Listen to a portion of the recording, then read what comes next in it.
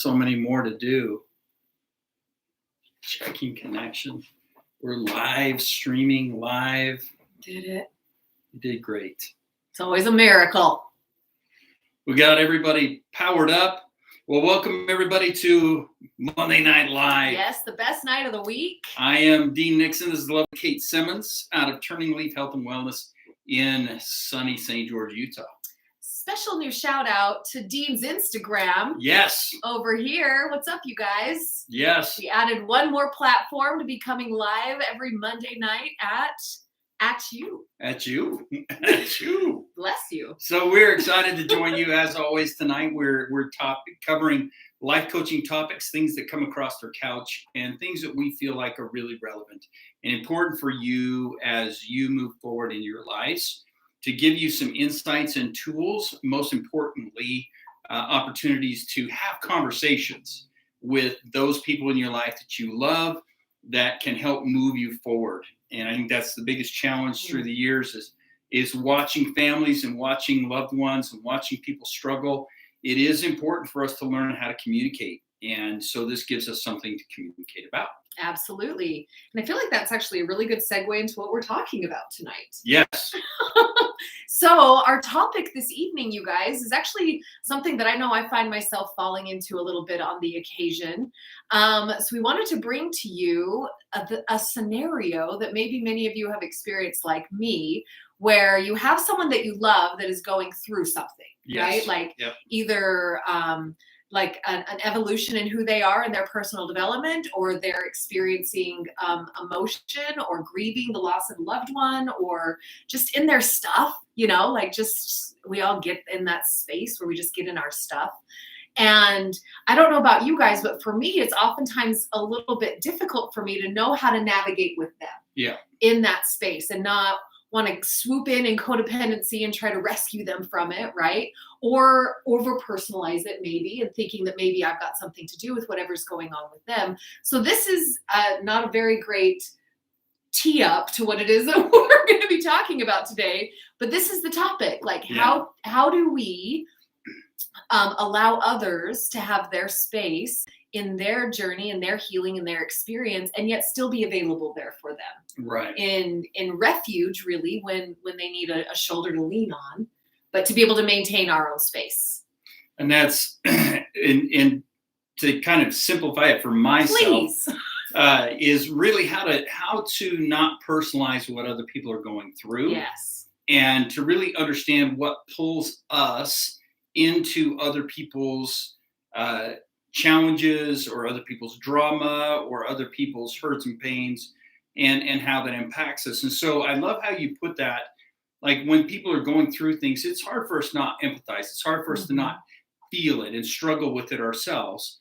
And a lot of times we kind of get deeper into other people's ideals and problems and struggles, and we really want to solve them. We want to make those things go away. And as a result of that, we get pulled into and out of our own boundaries, and either create feelings of frustration because people want to have their own problems, their own struggles, and kind of walk through them on their own, and or maybe we try to oversteer from our end. We try to fix it, or we try to solve it when it's not ours to fix and solve. Absolutely.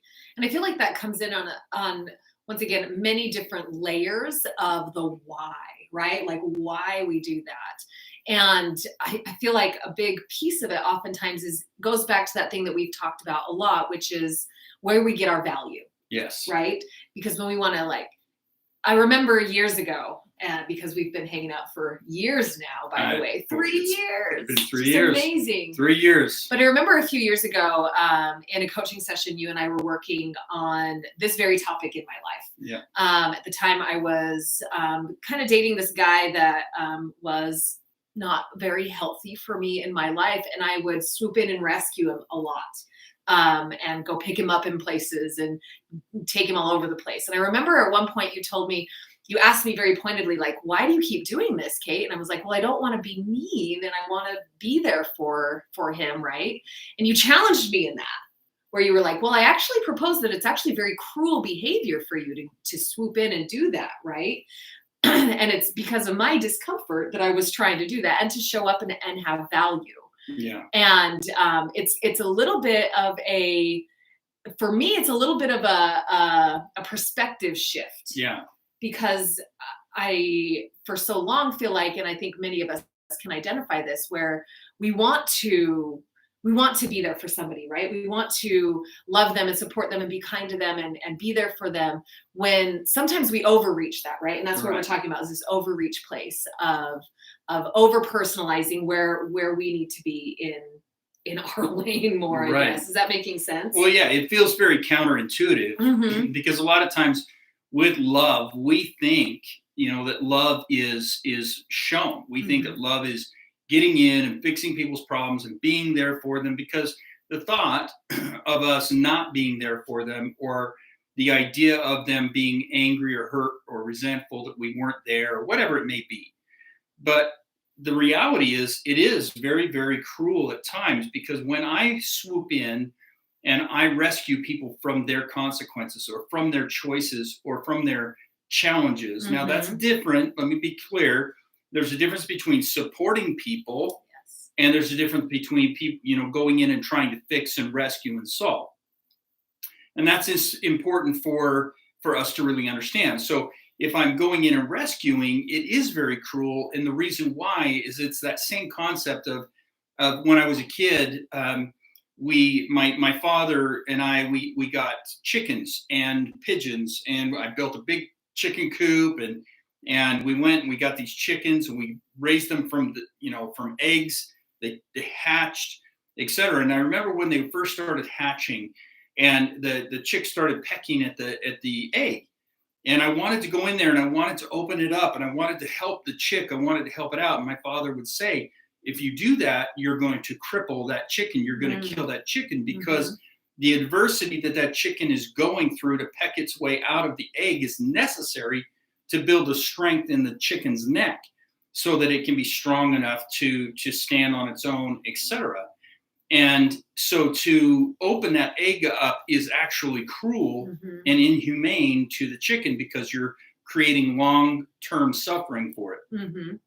So whenever we go in and we enable people, whenever we fix their problems or solve their problems or keep them from feeling discomfort that is a part of their journey and a part of life, in a lot of ways we put off the growth that they're going to create. We put off that adversity that they have to push through. And heaven knows, the adversity that I've had in my life has been some of the most strengthening moments of my life. And if I hadn't had the adversity that I've had in my life, I wouldn't be able to feel as strong as I do during challenging and trying Mm-hmm. times. And I know every single one of you watching can relate to that. And if you think about some of the most challenging experiences that you had in your life and how hard they were on you, but you kind of got through them, just imagine what would have happened if somebody had just rescued you and made it Yes. simpler. Yeah, it would have felt great to have that, but the reality, you wouldn't be as strong as you are today as a result of that. So in that situation where we rescue people from natural consequences, or when we rescue people, we swoop in because we're uncomfortable with their discomfort. And that's an us issue. When we're Mm-hmm. uncomfortable with other people's discomfort, that's an us issue. That's where we have to look within ourselves and ask ourselves, why am I struggling? Now, a lot of you parents out there, you know exactly what I'm talking about. I know what it's like to watch my child struggle and to have to stand back, sit on my hands, and just let them go through their challenge. That's one of the most challenging experiences as a father I've ever had. Mm-hmm. Absolutely. And in that piece that we're doing today, talking about how to not over personalize when people are in their experience, right? Yep. I love that you brought that in, because it gives us really good evidence about being able to kind of flip that mirror a little bit and think about the last time that you were going through something, and all of the people that were able to maintain their boundaries, right? Instead of coming in and either telling you how to fix your problem, or swoop in, or be like a hover, right? Like over hovering. And the ones that were there and just patiently waiting while you went through your stuff, and safe spaces to reach out to and connect to, in order to be able to get the needs met that we need, right? Yes. In that space. And so I think when we go into that, okay, great, how do I not over personalize when someone's going through their stuff or experience growth patterns or needing to build some more resiliency, right? I feel like that's a great coping strategy to use, is to look back on the times that you were in that space and what was actually helpful for you. Yes. Right? Yep. Look at your growth. Look at what Mhm. you gained, excuse me, from that process, and how did it help you progress, and how did it help Mhm. you move forward. A lot of times when we're personalizing other people's problems and kind of drawing ourselves into what they're going through in it being an us issue that I was talking Right. about, like you drew out earlier, is sometimes we get our value from being wanted or needed or feeling of value by being the solver or the fixer or the caretaker. And a lot of times we've identified ourselves as that's who we are. And there's this real belief system that's kind of been built into us through the years of trying to be the hero, serving a purpose, being there for other people, et cetera, et cetera. By doing all of these things, the challenge that we have is that we lose ourselves in other people. So that then when it comes time for us to be ourselves, we don't know who we are. Is one of Mhm. the challenges, is we don't know who we are. We don't know how to enjoy our lives. We don't know what makes us happy. We don't know what we enjoy doing, Mhm. with our free time. The other side of that is that it creates resentment and resistance from those loved ones in us. And this is where a lot of you that are watching, if you have family members that are kind of pushing you away or kind of limiting what access you have to them, a lot of times it might be because they're feeling like you have too much investment into their lives, and they feel like you may be intruding more than they would like. Mm. And because you're intruding more than they would like, they may be limiting or holding you at a distance or kind of pushing back a little bit because they don't either want to be enabled, or they don't want to feel judged, or they don't Mhm. want to feel like they're your project and you're trying to fix them, etc. Mhm. So that's another piece of this equation that we need to look at. Yeah, and I really like, I mean, that we're always talking about like just looking at yourself honestly, right? And Right.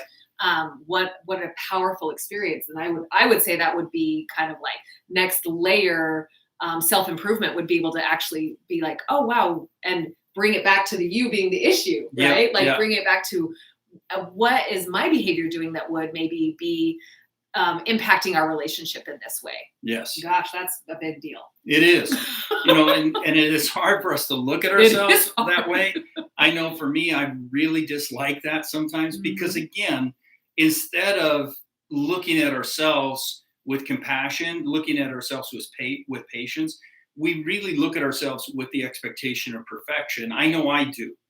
And I think that's where a lot of us struggle, Mhm. is that idea. And I love, years ago, I had this moment where I was studying, doing some of my readings and meditations, and I came across my favorite quote of all time from a Zen monk, unidentified Zen monk, and his quote has become a mantra to me. And I found myself leaning back into it this week and this weekend, especially. And the quote is, strive to be ordinary, Mm. strive to be ordinary. And I love that concept because the idea of just being you and being ordinary is such a powerful experience, because what you accomplish as an ordinary person is extraordinary. Where if you're an extraordinary person, what you experience is ordinary, if Mhm. that makes sense. Mhm. And so it's that idea of really allowing yourself to not feel like you have to be somebody Right. or be something to somebody, but allow yourself to be you and experience life through your eyes, through your ears, through your skin. That's one of the challenges we have as humans, is we don't experience life through our tactile Mhm. experience, our personal experience. We experience it through other people's views or how we're supposed to be to other people, rather than being who we are. Yeah, absolutely. And I think there's great power that comes into that, just being ordinary, right? And looking at yourself honestly, to be able to, once again, in that space of while someone's going through their stuff, right? Like if they're putting in boundaries with you, if they're moving through the different layers of grief, if they're just in their stuff and not engaging with you like they normally would, right? Instead of personalizing that. And I love oftentimes, sorry, my brain's a little bit all over the place. You're good. You go. But that's the beauty of this. I know, right? You just go. One of those spaces that we bring up often is if you've done nothing wrong, right? Like, and quote in the quotation marks, wrong. Like if you haven't offended them, if you've not overstepped boundaries, if you've not gone in and tried to rescue them and they've just done that. So there's the place that we get to look, which we've already talked about. What's my part in this? Have I overreached here? But if you haven't, then being able to not personalize that and realize that it's just where they're at and what they're going through. And it doesn't minimize how much that they love you or want you to be in their life. Just whatever they're going through right now is they're in their stuff. Yeah. Right. And being able to say, hey, like I'm here when you need me, and allowing them to move through it, to be able to build that resiliency, to get out of that egg, so to speak. Right. Yep. And I'm just reminded of over here, Kristen spoke about Glennon Doyle and her book, The Love Warrior, but I'm reminded of an image that I love. I don't remember which Don Miguel Ruiz book it is. It probably is The Four Agreements, but I can't remember. I usually say that it's in The Mastery of Love, but I've been recently corrected that it's not. But it's this idea that he paints about all of us being in our own movie theater. And we're like front row in a movie theater, right? And we're watching our life. And in that movie theater, I'm the main character of my life, right? Like if the movie is following me, but if you were to get out and move into the next movie theater, and maybe I go into your movie theater, right? Same experience is happening, but it's from your perspective. You're the main character in your movie theater, right? So I feel like sometimes knowing that it's the Four Agreements. Yes. Sometimes really remembering that, and it is probably the don't personalize things, right? Right. Don't take things personal. Don't take things personal, right? Knowing that they're in their movie theater, right? And they probably are just so in their space that they aren't realizing how that might be affecting you. Yeah. And being able to not personalize that and allow them to be in that situation also in this space really helps me with that. Absolutely. Yeah. And to Kristen's point, you know, that idea of letting kids walk through into the fire and letting them experience their own growth, it really brings that point out as well. Is a lot of times as parents, we don't recognize that when we oversteer, overcorrect, or over-involve ourselves in their lives and what they're going through, we rob them from that experience of their own point of view. Here's the kicker, people. So many times when you get caught up in other people's views of you, trying to be everything to everyone else, you teach your children inadvertently, indirectly to do the same thing. Yes. So what happens is we grow up and we've got these children that are already growing up in an environment, like, which is hilarious to me because right now of this perspective. So just sort of a little perspective here, we're looking into 6 different lenses. We have 6 different images of us coming back at us. This is the perfect metaphor of what I'm talking about, is we look at these different images reflecting back of us as though that's reality. Right. And this is what our children are going through right now with social media, with Instagram, with TikTok, with Snapchat, with all these other modalities of social media. This is what they're feeling like every day, is they've got all these eyes on them, over analyzing and oversteering, over correcting their behaviors, thoughts, and feelings. So when we do that to them as well, it teaches them to look to other people's views of them. It teaches them to look externally instead of sitting in our own movie theater, being the main character of our own movie. And this is a really important piece for us to really pay attention to when it comes to people going through grieving of their own grief, going through their own pain, their own discomfort, or their own joys. I also see that as well. Like sometimes you'll see parents that their children are going through something. Maybe it's a new activity or a sports activity or something, and they get overly involved in it. And they start to identify their children's success or struggles as their success or struggles. Correct, and so they'll be up in the stands yelling at referees and throwing, and we've seen the videos, Mhm. unfortunately, of those experiences. But these are all things that we can do to really let go. Absolutely. So to bring it into summation then, right? Yes. What we can do to not over personalize when people are in their things.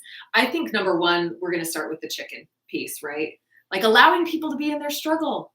Yeah. Don't swoop in to save them. Like be able to be in a space knowing that they need this, whatever it is that they're going through, they need it in order to build their resiliency more, right? Yes. Number two would be that piece that I thought you so beautifully brought out. Check yourself, right? Yeah. Like do some self-evaluation. Look at that and see, where am I feeling my value?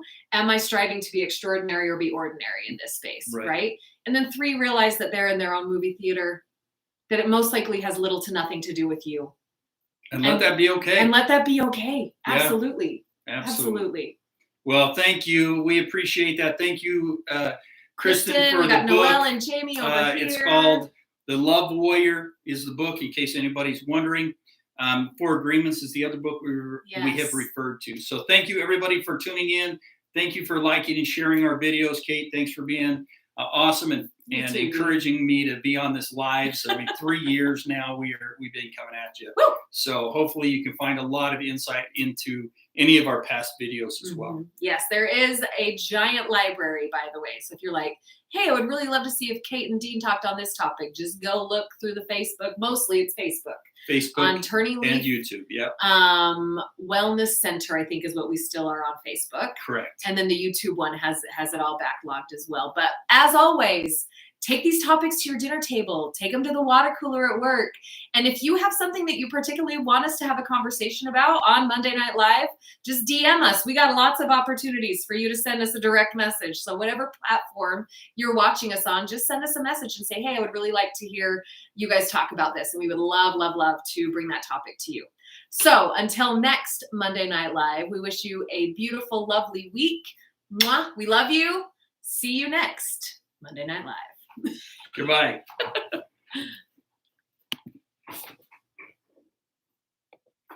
Got all these platforms. We get a smile on this one. Yep, that one and this one. We got a smile. Hi, everybody. Okay, you ready? We're going here. Yep. And that one. And then come over here. Okay. There you go. It was a miracle. We got everybody powered up. Okay. We'll welcome everybody to Monday Night Live. Yes, the best night of the week. Oh. Next is the lovely Kate Simmons out of TurningLeaf.